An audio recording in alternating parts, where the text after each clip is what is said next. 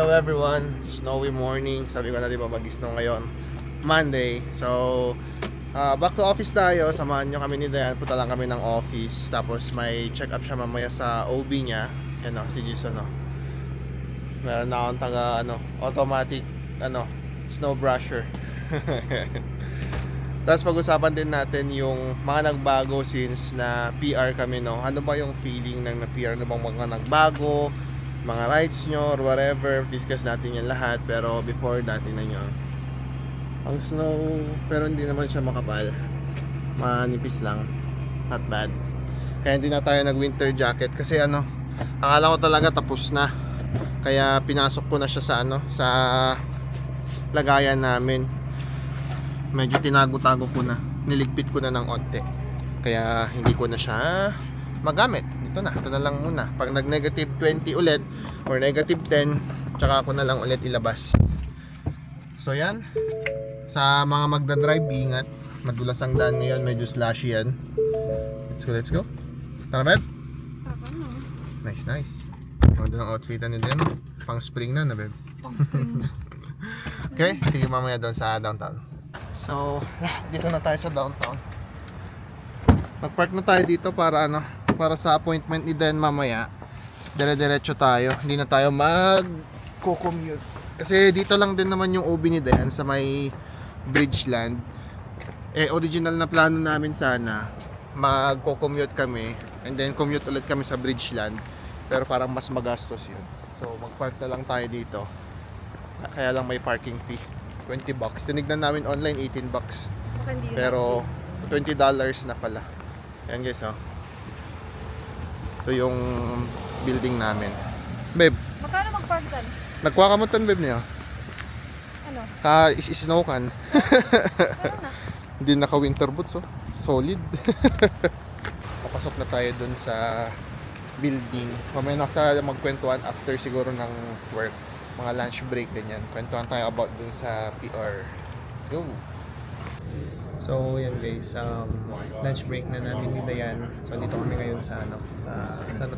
Sa may Chinatown banda. Ang sarap na kainan. So yun yung pag-usapan natin yung feeling namin ni Dayan after namin ma-PR and ano pang mga nagbago. Ikaw, anong nafe-feel mo after mo ma-PR? Siyempre masaya. Masaya. Masaya. Masaya, tapos Siyempre makakauwi na tayo ng Pilipinas. yeah, hindi mo na kailangan ng OBC Oo, tsaka ng PDOS, diba? So yun, happy. Siguro yung pinakamalaking nagbago yung anxiety na wala, right? Kasi before, parang every week mo talagang iniisip Oo, totoo. kailan na tayo mag-PR, ganyan. May kasiguraduhan ba yung status natin sa Canada? Kasi pag temporary ka lang kasi, pwede kang mapauwi eh. Pag PR ka na, medyo mas malaki na yung chance mo na magstay ka talaga dito permanently. Kasi nga PR ka na. So yung PR pala, every 5 years din siya nire-renew. Tapos kailangan mo din magstay sa Canada for certain months or certain period para ma-renew mo yung permanent residency mo. So hindi pwedeng na PR ka, tapos lumipat ka agad ng Pilipinas, tapos magre-renew ka, hindi siya pwede ganun. So may mga rules din pala siya. Ngayon lang din natin na pagtanto yun. Hindi natin parang pinagtutunan ng pansin before eh, kasi dati application para muna mag-PR, hindi yung renewal. Hindi. Diba? So Siyempre, dun ka muna sa application. Yeah. Wag pa sa... siguro doon yung muna, no? Oo. So yun, aside from that, I think wala masyadong nag-iba, no? Maliban sa sa SIN. SIN, nag-iba yung SIN namin. Yun, parang wala masyadong nag-iba. Kasi in terms of benefits, parehas lang din naman. Yung taxes, parehas din lang naman. Kasi same tax bracket lang din naman, temporary, permanent resident, or citizen. So, parang wala lang din minsan. Parang ngayon, alam mo yun, ito yung in-aim mo, ngayon nakuha mo na, then what's next, diba? Yan yung hindi pa namin siguradong idean kung what's next for us. But yeah, we'll see for the next couple of years, couple of months kung anong mangyari. Malay mo, citizenship naman. We'll see. Who knows? But Hindi pa ako sure. hindi ka pa sure? You don't wanna give up your Philippine citizenship. Tignan natin. Hindi ko Tingnan masabi. natin. Yeah. So yun lang din, no. I-address na rin siguro namin yung tinatawag nilang status discrimination. Kasi hindi namin akalain na totoo pala yan. na may iba din pala na nag-discriminate ng status na Oo, porke ano.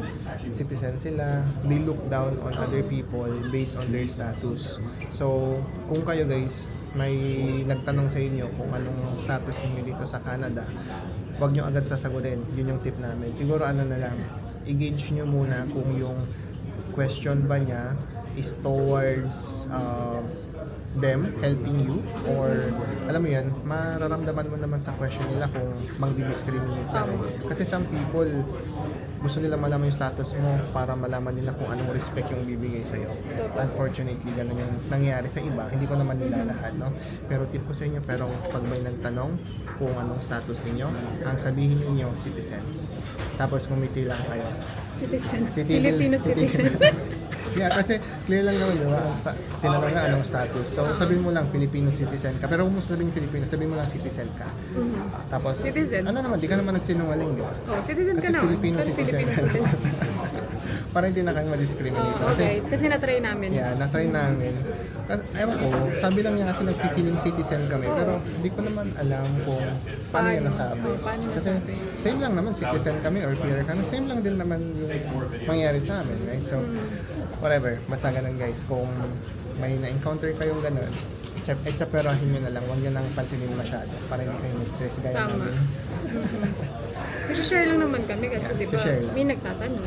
Yeah. Sasagot lang naman kami Sasagot ng lang, ano, sasagot ng lang. totoo. Yep. Wala naman kaming sinabing masama or Oo, sa may mga ganong tao lang din talaga na nagbe-base sila sa citizenship or sa status mo dito sa Canada. Yun yung respect na ibigay sa'yo. But anyway, that's all good. Ngayon, sa mga temporary residents dyan na nandito pa rin sa Canada, no, just make sure na meron din kayong plans or pathways na makakapag-PR sa inyo. Kasi tama. madaming risk kapag temporary residence lang kayo, diba?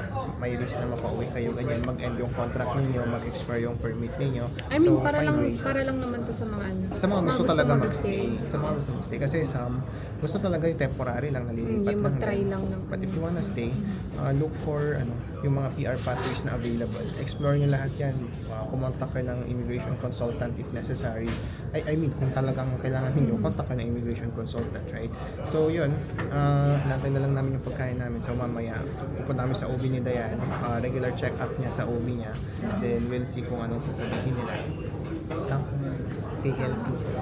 Stay healthy. So yun lang, isang tip namin, make time for your health. Kasi pag hindi ka nagbigay ng time sa health mo daw ngayon, kasi napadot ko lang din yun eh. Pag hindi ka daw nagbigay ng time para sa health mo ngayon, yung health mo isisingil sa'yo later on. So, yun lang. So, yun lang guys. See you mamaya dun sa OB niya and we'll update you sa ano mangyari. Bye! Bye. So yan, dito na kami guys. Tingnan niyo si Dayan. May snow sa kabila. Diyan na daw siya dadaan, no? Paano ba?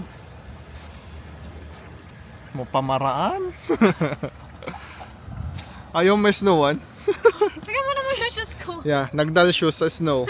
Solid. Akala ko kasi ano dun. Kala mo kaya mo, no? Hindi, akala ko. Ay, ayaw.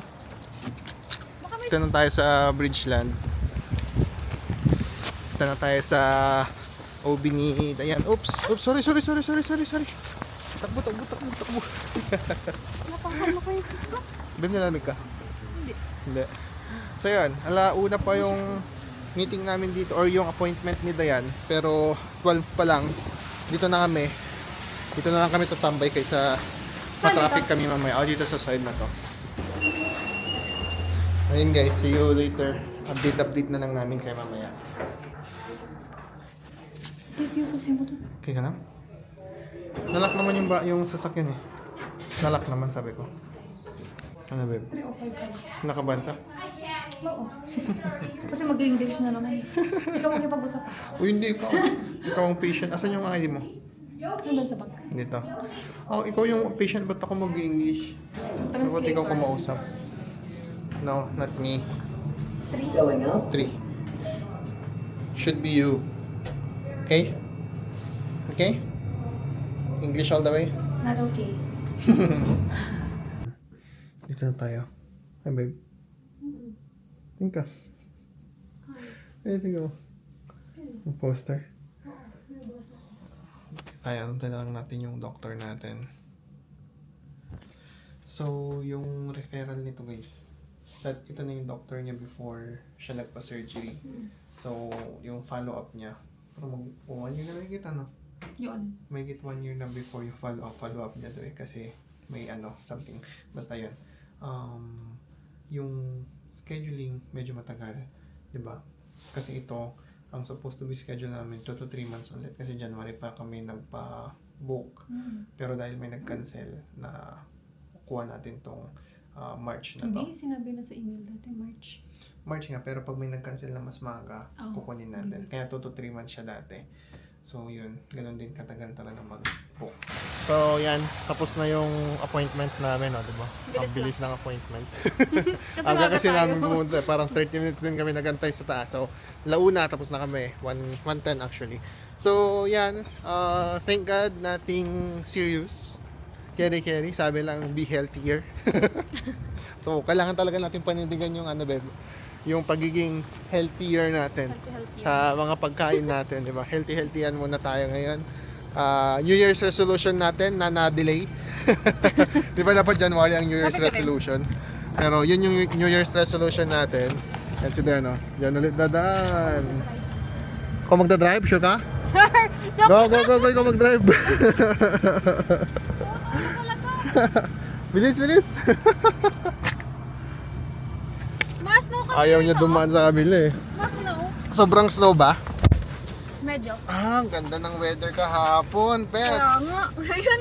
Kahapon parang 14, 13 yung weather. Ngayon, Snow na, no? Hindi Snow naman na. siya ganun kalamig. hindi siya gano'n. O, kasi Pero parang ano lang, snow lang. single negative lang eh. -2 lang nga ata eh. Or -3 nga lang. Ay, 0 nga oh. Ayan oh. 0 degrees. So, it's not too 1 nga bad. dito sa akin, no? 1 sa'yo? Yeah. It's not too bad. Yun lang, medyo basa. Kasi, pagbagsak ng snow, tunaw. Nagmamanat agad kasi mainit naman kahapon. Yan, so, goods. Clear sila yan. Good siya, pero kailangan mo maging healthy. Healthy. Yeah. So, yan lang guys. Punta na kami dun sa office. Tatambay na kami dun. Ay, hindi. Mag-work Makiki-office na ako. ako. Makiki-office ako. Makiki-office si Dayan kasi nga Baka sa may building appointment kami, so doon na lang siya mag-work sa baba ng office namin. Kasi merong common area doon, hindi siya ganun ka common, parang private na common, alam mo yun? Parang secluded area, pero pwede sa lahat yon. So doon muna siya, ako naman mag-work. Yan, thank you so much for watching. Again, this is Edwin from The Race Canada Vlog, and this is yan. Always remember to stay humble and always stay focused on your mga goals. Yun guys, so see you sa next vlog. Bye!